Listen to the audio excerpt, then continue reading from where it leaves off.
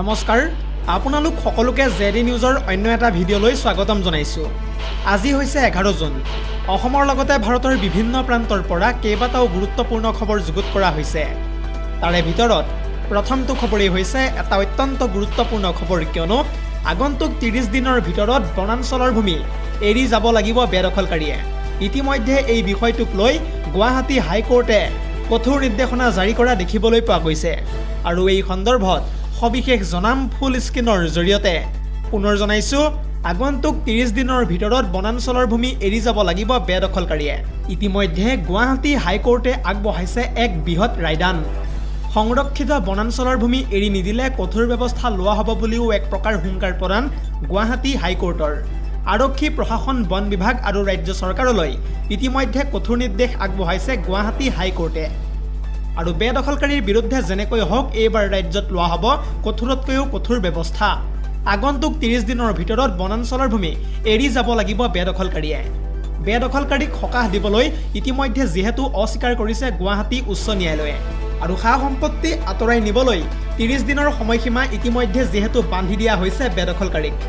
লগতে 30 দিন পাৰ হৈ গ'লেই আৰম্ভ হ'ব কঠোৰ একশ্যন। কেৱল ইমানেই নহয়, বেদখলকাৰীৰ বিদ্যুৎ সংযোগো কৰ্তন কৰা হ'ব। এফালৰ পৰা চলিব ৰাজ্যত বুলডোজাৰ।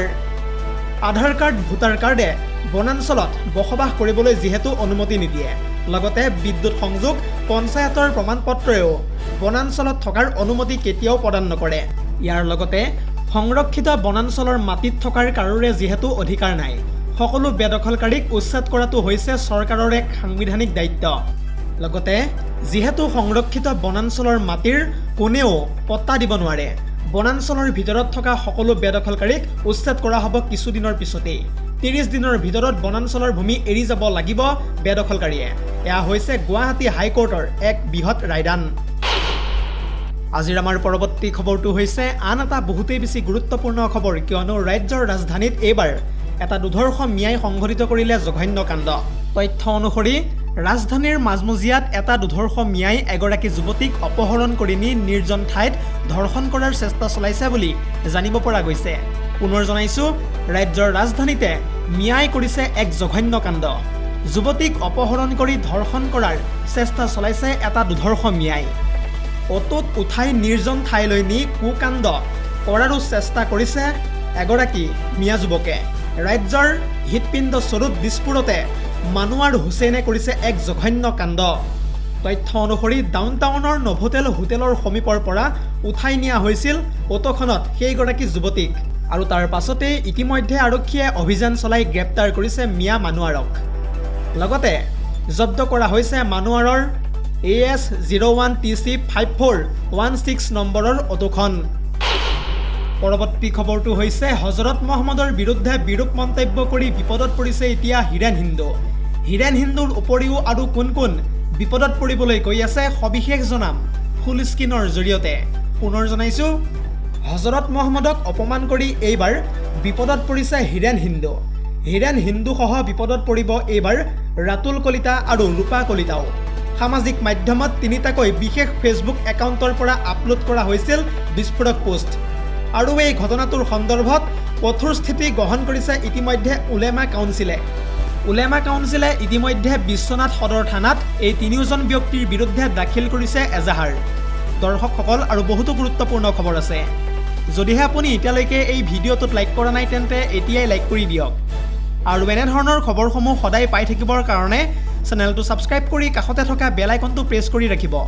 পৰৱৰ্তী খবৰটো হৈছে আন এটা বহুতেই বেছি গুৰুত্বপূৰ্ণ খবৰ, কিয়নো পুনৰ পাকিস্তানক ধমক প্ৰদান কৰিছে ভাৰতে।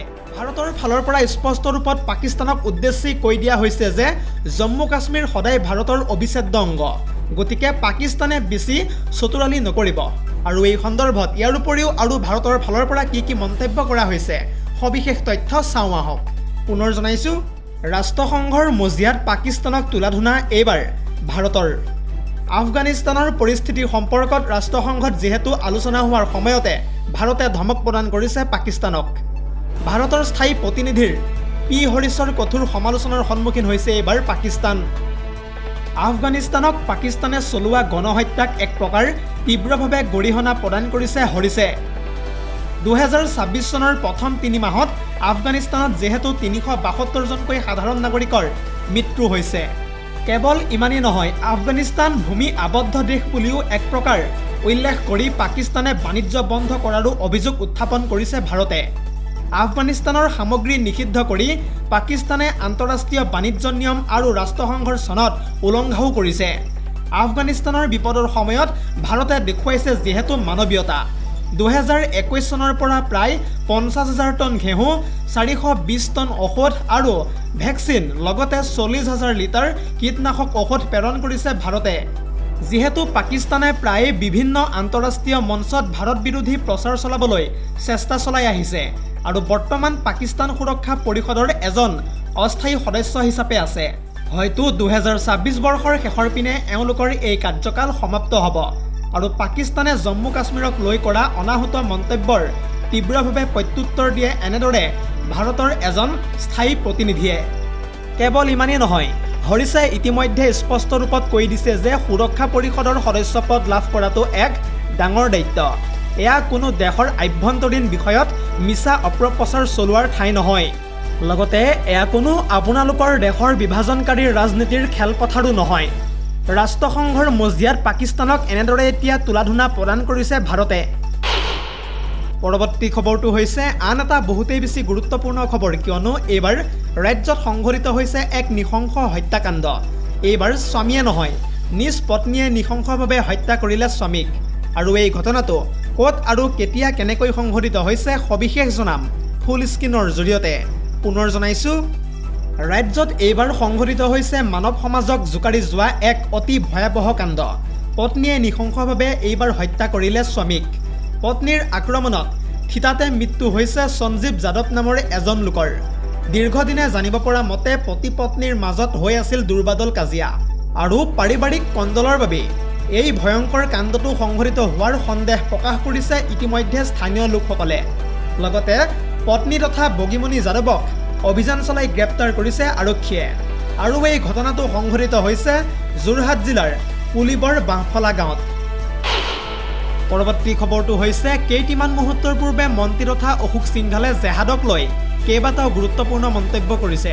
অশোক সিংঘালে এই সন্দৰ্ভত কি কৈছে সবিশেষ জনাম গ্ৰাফিক্স প্লেটৰ জৰিয়তে। পুনৰ জনাইছোঁ, অসমত কোনোপধ্যেই এতিয়াৰে পৰা জেহাদ নচলিব।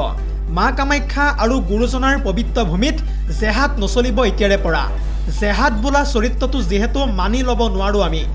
ইয়াৰ উপৰিও জেহাদ কাৰণ আমাৰ চৰিত্ৰতেই নাই। যিয়ে জেহাদ কৰিব তাৰ বিকল্প ব্যৱস্থা কৰিবলৈ সনাতন ভগৱানে আমাক দায়িত্ব দিছে। জেহাদ কৰিলেই কঠোৰতকৈও ব্যৱস্থা এতিয়াৰে পৰা গ্ৰহণ কৰা হ'ব ৰাজ্যত। গতিকে সাৱধান হওক। লাভ জেহাদেই হওক বা লেন জেহাদেই হওক, ইয়াত কোনো স্থান নাই। ইয়াত কেৱল মাথো ভাগৱত, নাম কীৰ্তন আৰু সনাতন ধৰ্মৰহে স্থান আছে। এনেদৰে এতিয়া জেহাদৰ বিৰুদ্ধে গৰজি উঠিছে মন্ত্ৰী তথা অশোক সিংঘাল। পৰৱৰ্তী খবৰটো হৈছে আন এটা বহুতেই বেছি গুৰুত্বপূৰ্ণ খবৰ, কিয়নো যুদ্ধৰ বাবে এতিয়াৰে পৰা সম্পূৰ্ণৰূপে সাজু ভাৰত। শত্ৰুক মুহূৰ্ততে ধূলিসাৎ কৰিব পৰা ক্ষমতা আছে যিহেতু ভাৰতৰ। আৰু এই সন্দৰ্ভত এইটো যে তথ্য জনাম ফুল স্ক্ৰীনৰ জৰিয়তে। পুনৰ জনাইছোঁ, যুদ্ধৰ বাবে এতিয়া সম্পূৰ্ণৰূপে সাজু প্ৰায় ভাৰতৰ 12টাকৈ পাৰমাণৱিক অস্ত্ৰ। SIPRIৰ প্ৰতিবেদন অনুসৰি ভাৰতে শান্তিকালীন 12টা পাৰমাণৱিক অস্ত্ৰ ইতিমধ্যে যিহেতু নিয়োগ কৰিছে। এইখিনিতে আপোনালোকক জনাওঁ যে সমগ্ৰ বিশ্বৰ ভিতৰত প্ৰায় 9খন দেশতহে আছে পাৰমাণৱিক বোমা। চীনে 2025 চনত 24টা পাৰমাণৱিক অস্ত্ৰ ব্যৱহাৰ কৰাৰ পৰা 2026 চনত 34টালৈ বৃদ্ধি পাইছে। আমেৰিকাত 1770টা, ৰাছিয়াত 1796টা আৰু ফ্ৰান্সত আছে প্ৰায় 280টা আৰু ব্ৰিটেইনত 120টা নিয়োজিত পাৰমাণৱিক ৱাৰহেড মজুত আছে বোমা। আৰু 2026 চনৰ জানুৱাৰী মাহলৈকে বিশ্বত প্ৰায় 12,187টা পাৰমাণৱিক ৱাৰহেড বোমা আছিল। কিন্তু ইয়াৰে প্ৰায় 9,745টা ৱাৰহেড সম্ভাৱ্য ব্যৱহাৰৰ বাবে সামৰিক মজুতত ৰখা হৈছিল। কিন্তু ইয়াৰে ভিতৰত 21ৰ পৰা আৰম্ভ কৰি 22টাহে নিয়োজিত ৱাৰহেড বেলিষ্টিক মিছাইল এক্টিভ হৈ আছে। কেইটিমান মুহূৰ্তৰ পূৰ্বে ছুইডেনৰ থিংক টেংক ষ্টকহোম আন্তঃৰাষ্ট্ৰীয় শান্তি গৱেষণা প্ৰতিষ্ঠানৰ প্ৰতিবেদনত প্ৰকাশ পাইছে এই তথ্য। News desk report, ZD news.